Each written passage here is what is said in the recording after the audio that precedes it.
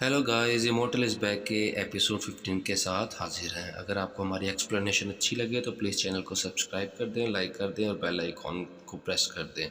यहाँ पर हमें एक स्कूल की बिल्डिंग दिखाई जाती है और शाम को 5 बजे का वक्त दिखाया जाता है और यहाँ पे कुछ पैरों के दिखाए जाते हैं कि जो कि स्कूल में हलचल सी मची हुई होती है और साथ में एक आदमी फ़ोन पर बात कर रहा होता है कि प्लीज़ जल्दी आओ, यहाँ पर एक बास्टर्ड हरामखोर आ गया है, इससे पहले कि वो कुछ कर दे इसको पकड़ना है। साथ ही वहाँ का प्रिंसिपल और जो स्टूडेंट आ जाते हैं कि तुम कौन और यहाँ क्या हो रहा है। उसने कहा ये एक बहुत ही ख़तरनाक मुजरम यहाँ पे भाग कर आ गया। मैं उसका पीछा कर रहा था और मैंने देखा था कि वो इस स्कूल की बिल्डिंग के अंदर दाखिल हुआ है और फिर उसके बाद उसने एक प्रोफेसर मिस को हॉस्टेज बना लिया है और उसके साथ ही एक लड़का खड़ा था।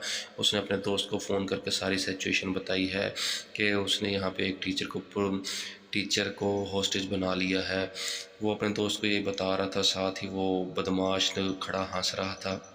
उसने कहा कि ओ बास्टर्ड, ये तुम क्या कर रहे हो, तुम इसको छोड़ दो और मुझे पकड़ लो। वो दोनों को पकड़कर अंदर कमरे में ले जाता है और प्रोफेसर और प्रिंसिपल उस आदमी से बात कर रहे थे, तुम कौन हो? कहते मैं स्पेशल ब्रांच का एक आदमी हूँ और ये मैं अपनी टीम को बुला रहा हूँ और जल्दी मेरी टीम यहाँ पर पहुँच जाएगी और सारी सूरत हाल पर काबू पा ले, बिल्डिंग को घेरे में ले लेगी। और साथ ही थोड़ी देर बाद एक पैरों के निशान दिखाई देते हैं जिस पे मिस पुलिस यहाँ पर आ जाती है और वो आके उस मुलाज़िम को ज़ोरदार थप्पड़ रिसीव करती है और उसके गिरबान से पकड़ के कहती है कि तुमने ऐसी हरकत कैसे कर ली, इतना ख़तरनाक मुजरिम तुम्हारे हाथों से छूटकर भाग कैसे गया, तुम्हारी हिम्मत कैसी हुई, तुम्हें पता है कि इसका क्या नतीजा हासिल होगा, तुम इतने लापरवाह खुदगर्ज कैसे हो गए हो, मुझे तुम्हारे साथ बहुत बुरा होगा, तुम देखना अगर इन सबको कुछ हुआ तो। वो आपस में दोनों बातें कर रहे होते हैं और प्रोफेसर उनको देख रहा होता है कि ये आपस में बातें क्या कर रहे हैं। इतनी लापरवाही से तुमने ऐसे कैसे ट्रीटमेंट किया, अगर वो आके भाग के आ गया तो उसको पकड़ना था ना। और साथ ही वो कहते हैं चलो ठीक है, हम इनके खिलाफ़ एक्शन लेते हैं।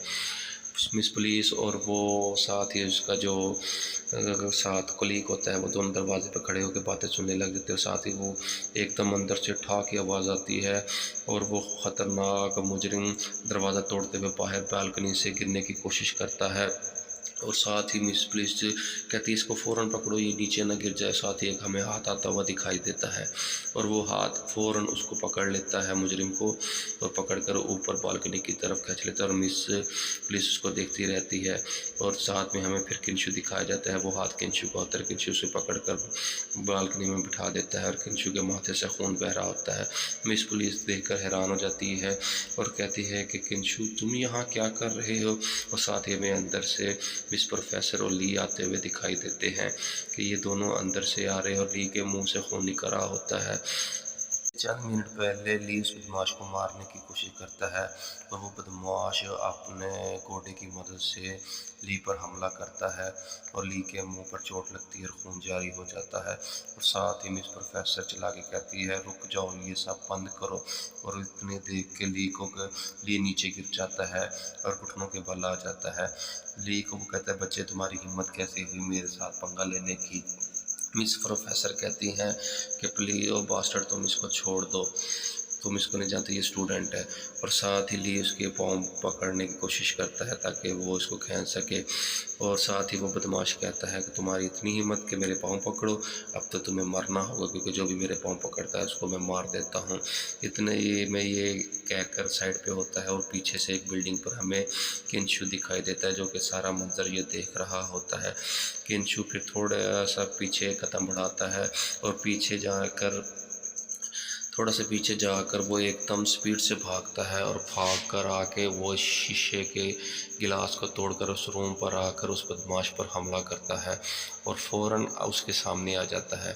उसके सामने वो बदमाश को गन दिखाता है और किंशु उसकी गन पकड़ लेता है और वो बदमाश किंशु के फेस पर हंस के गोली चला देता है और वो गोली किंशु के फेस को टच करके गुजर जाती है और फिर उसकी गन को टर्न करके किंशु उसको अपने अंगूठे को बंद करके उसमें पावर ले आता है और ज़ोर से एक पावर वाला पंच उस बदमाश को मारता है, जिसकी वजह से वो बदमाश उड़ता हुआ जाता है और वो दरवाज़ा टूट जाता है और दरवाज़ा टूटने के साथ साथ वो बालकनी पर जाता है और किंशु के आप दिखाते हैं माथे से खून निकल रहा होता है और पुलिस और किंशु आपस में बात कर रहे होते हैं। पुलिस कहती है सच में किंशु किंफु जानते हो। इसके साथ ही हमारी एपिसोड 15 एंड हो जाता है। अगर आपको एक्सप्लेनेशन अच्छी लगे तो प्लीज़ चैनल को सब्सक्राइब कर दें, लाइक कर दें और बेल आइकन को जरूर प्रेस कर दें। शुक्रिया।